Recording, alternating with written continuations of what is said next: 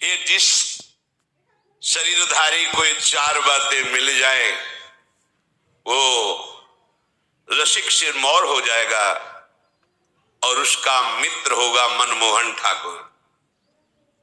ललित त्रिभंगी श्याम सुंदर अखिल ब्रह्मांडों का नायक तुम्हारा दोस्त बन जाएगा अगर ये चार बातें तुम्हारे जीवन में हैं। पहला, ब्रज में जन्म, दुर्लभ बात। अब हम इस पंक्ति में कैसे खड़े हो? ब्रज में जन्म हमारे हाथ की बात है, फिर तो हमारा मनुष्य जन्म गया। इसका क्या उपाय है कि इस पहली पंक्ति पे हम खड़े हो जाए? तो दीक्षा से नया जन्म माना जाता है। यदि वृंदावन रस का चिंतन करने वाले रसिक शिरोमणि सदगुरुदेव का आश्रय लिया जाए तो आपका ब्रज में जन्म माना जाएगा, क्योंकि आपका नया जन्म हुआ है। ये शास्त्र सम्मत बात है कि दीक्षा एक नया जन्म होता है। जो दीक्षा देने वाला है वो हमारा असली माता पिता है। क्योंकि आप कहोगे नकली भी होते हैं, हाँ हाँ, ये नकली है शरीर, ये टिकाऊ नहीं है। 50 वर्ष, 80 वर्ष, 100 वर्ष। लेकिन गुरुजी ने जो जन्म दिया है वो दिव्य चिदानंद भाव देह की प्राप्ति का है और वो अनंत काल तक प्रियालाल के समीप रहेगा। जो मंत्र मिलता है, जो नाम मिलता है, वो प्रभु मिल गए। अभी आप समझ नहीं पा रहे। चेक हाथ में आ गई अरब रुपया की तो अरबपति बन गए, पर अभी 1 रुपया खर्चा करने के लिए हाथ में नहीं है। अब वो कार्य उसका आगे बढ़ेगा। आप बैंक जाएंगे, वहां जांच होगी, आपको पैसा 1 अरब, पर आप अरबपति उसी समय बन गए जब चेक आपके हाथ में है। ऐसे ही दीक्षा मिली तो आप प्रभु के उसी समय हो गए। आपकी स्वीकृति, आज से मैं वैष्णव हो गया, श्री हरि का हो गया। अच्छा, बोले आप बोलने से क्या प्रमाण दीजिए? नागरीदास जी परम सिद्ध संत रस में, जो ये रस का सार भजन शिरोमणि स्वरूप है, नित्य विहार रस के सिद्ध रसिक कह रहे, श्री हरिवंश शरण जे आए, श्री वृषभानु कुंवरी नंदन निज कर अपनी चिट्ठी चढ़ाए। जहां कोई महाप्रभु हरिवंश चंद्र जी की शरण हुआ तो प्रिया प्रीतम निकुंज के रजिस्टर में उसका नाम लिख लिया। नागरीदास जी कह रहे।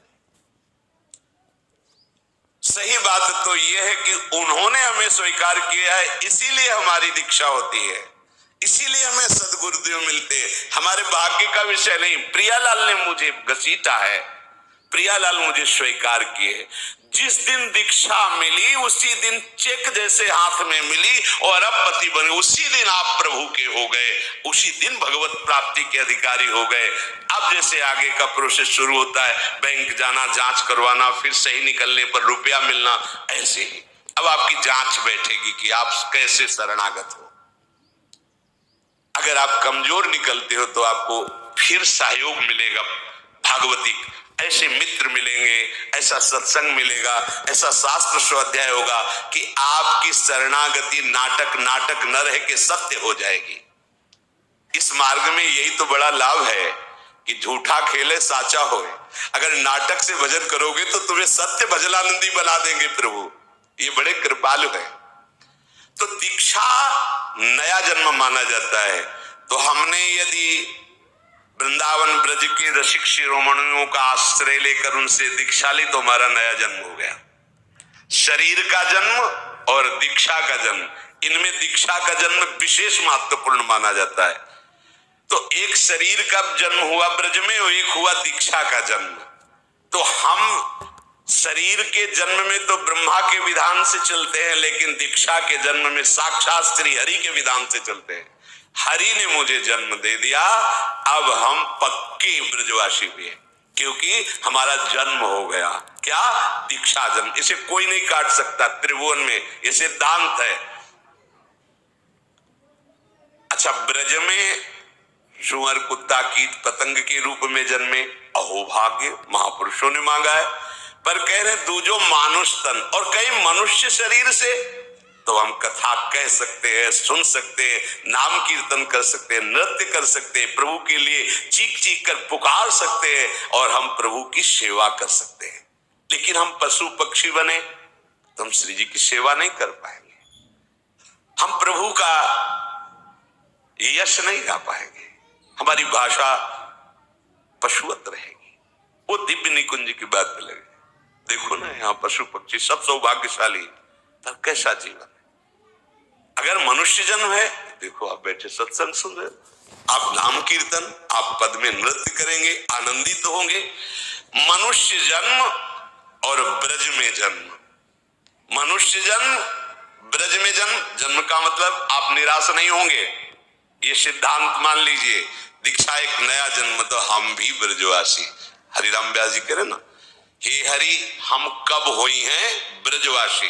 तो हरिवंश महाप्रभु की शिष्यता स्वीकार की, अखंड वृंदावन वास आजीवन हरिराम व्यास जी ने किया। क्योंकि मनुष्य शरीर में विद्या और ज्ञान का प्रकाश होता है, अन्य जीवों के शरीरों में नहीं।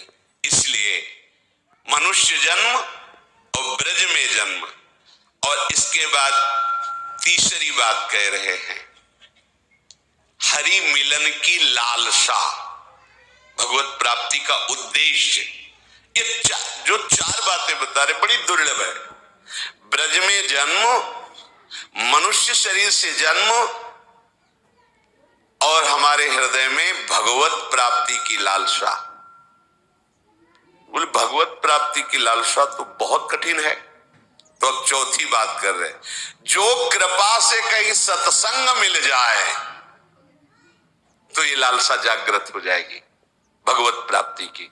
ये चार बातें जिसके जीवन में है, ब्रज में जन्म, मनुष्य शरीर, भगवत प्राप्ति का उद्देश्य और नित्य सत्संग, जान लो इससे बढ़कर कोई कृपा नहीं हरि के पास देने की, क्योंकि इसी में हरि बंध जाते हैं।